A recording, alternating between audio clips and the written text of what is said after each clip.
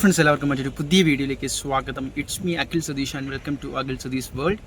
എന്തായാലും നിങ്ങളെല്ലാവരും കാത്തിരിക്കുന്ന ഒരു വാർത്തയുണ്ട്. അത് മറ്റൊന്നുമല്ല, +2 സംബന്ധിച്ച്, +2 റിസൾട്ടിനെ സംബന്ധിച്ചുള്ള ഏറ്റവും പുതിയ അപ്ഡേറ്റുകളാണ്. അപ്പോൾ നമ്മൾ ഇന്നലത്തെ വീഡിയോകളിലൂടെ തന്നെ നിങ്ങളോട് പറഞ്ഞതാണ് എന്താണ് നിങ്ങൾ ചെയ്യേണ്ടത്. മെയ് 22 3 മണിക്ക് നിങ്ങളുടെ റിസൾട്ട് വരുന്നതിന് മുമ്പ് നിങ്ങൾക്ക് എങ്ങനെ ടെൻഷൻ കുറച്ചുകൊണ്ട് ഈ റിസൾട്ട് വന്നതിന് ശേഷമുള്ള കാര്യങ്ങളെ വളരെ വ്യക്തതയോടെ നോക്കിക്കാണാമെന്ന്. അപ്പോൾ അതിൻ്റെ ഭാഗമായിട്ട് തന്നെയാണ് ഈ ഒരു വീഡിയോ. വ്യക്തമായിട്ട് നിങ്ങൾ മനസ്സിലാക്കേണ്ടത് നിങ്ങളുടെ മുന്നിലേക്ക് വരുന്ന റിസൾട്ടിൻ്റെ ബ്രേക്ക് ഡൗൺ തന്നെയാണ്.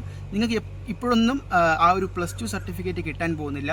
അതിലാണ് CE മാർക്ക് ആയിക്കോട്ടെ, ഗ്രേസ് മാർക്ക് അവാർഡ് ആയിക്കോട്ടെ, ഒരു ടോട്ടൽ മാർക്കും അതിൻ്റെ ബ്രേക്ക് ഡൗണും എല്ലാം വരുന്നത്. ഇപ്പോൾ നിങ്ങളുടെ മുന്നിലേക്ക് 3 മണിക്ക് റിസൾട്ട് വന്നതിന് പിന്നാലെ ഒരു 4-4:30 ആയതോടുകൂടി പോർട്ടലിലൂടെ നിങ്ങൾക്ക് ലഭിക്കുന്നത് നിങ്ങളുടെ മാർക്കുകളാണ്. ഓരോ വിഷയത്തിനും 1200-ന് +1ഉം +2ഉം കൂടി ചേർത്ത് എത്ര മാർക്കാണോ വരുന്നത് ആ ഒരു മാർക്കാണ്.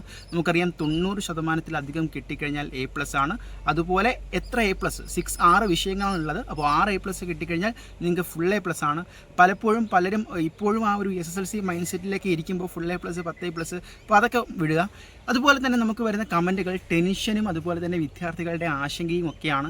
ഇന്നത്തെ വീഡിയോകളിൽ തന്നെ നമ്മൾ വ്യക്തമായിട്ട് പറഞ്ഞു കഴിഞ്ഞു ഇത്തവണ വിജയ ശതമാനം ഉയരുവാനുള്ള സാധ്യതയാണുള്ളതെന്ന്. അതുപോലെ തന്നെ പ്രത്യേകിച്ച് വിദ്യാർത്ഥികളുടെ അഭ്യർത്ഥന പ്രകാരം 3 വിഷയങ്ങളെക്കുറിച്ച് ഞാൻ വ്യത്യസ്തങ്ങളായിട്ടുള്ള അധ്യാപകരോട് സംസാരിച്ചു. ഒന്ന് കെമിസ്ട്രി, മറ്റൊന്ന് ഫിസിക്സ്, മാത്സ്. അപ്പോൾ ഇതിൻ്റെ വാല്യൂഷൻ ലിബറൽ ആയിരുന്നോ എന്ന ചോദ്യത്തിൻ്റെ ഉത്തരം തേടിയാണ് ഞാൻ പോയത്.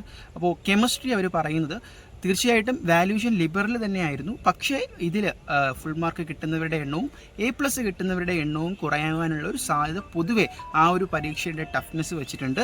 ഇനി ഫിസിക്സും മാത്സും എടുത്തു കഴിഞ്ഞാൽ മാത്സ് കമ്പാരിറ്റീവ്ലി എല്ലാവർക്കും, അതായത് സാധാരണ ഒരു ജനറലായിട്ട് നോക്കുമ്പോൾ നമ്മുടെ ആ ട്രെൻഡ് അനുസരിച്ച് കെമിസ്ട്രി ആയിട്ടൊക്കെ കമ്പയർ ചെയ്യുമ്പോൾ ഒരുവിധം അത്യാവശ്യം മാർക്കുണ്ട്. അപ്പോൾ മാത്സ് വാല്യൂഷൻ ലിബറൽ ആയിരുന്നോ എന്നതിൻ്റെ ഉത്തരം ഇതാണ്. ഫിസിക്സും അതുപോലെ തന്നെ കെമിസ്ട്രിയോളം അത്ര എന്തായിരുന്നില്ല, ആ ഒരു റേറ്റ് കുറവായിരുന്നില്ല. അപ്പോൾ കെമിസ്ട്രിയെ അപേക്ഷിച്ച് നോക്കുമ്പോൾ ഫിസിക്സും മാത്സും വിജയ ശതമാനം കൂടുതൽ തന്നെയാണ്, തോൽക്കുന്നവരുടെ എണ്ണം കുറവ് തന്നെയാണ് എന്നൊരു അപ്ഡേറ്റ് കൂടി ഈ ഒരു സമയത്ത് നമുക്കിങ്ങനെ ലഭിച്ച വിവരത്തിൻ്റെ അടിസ്ഥാനത്തിൽ പങ്കുവയ്ക്കാനുണ്ട്. അതുപോലെ തന്നെ ഡെമോ വീഡിയോ ആയിരിക്കും നമ്മൾ അടുത്തതായിട്ട് ഈ ഒരു ചാനലിൽ അപ്ലോഡ് ചെയ്യാൻ പോകുന്നത്.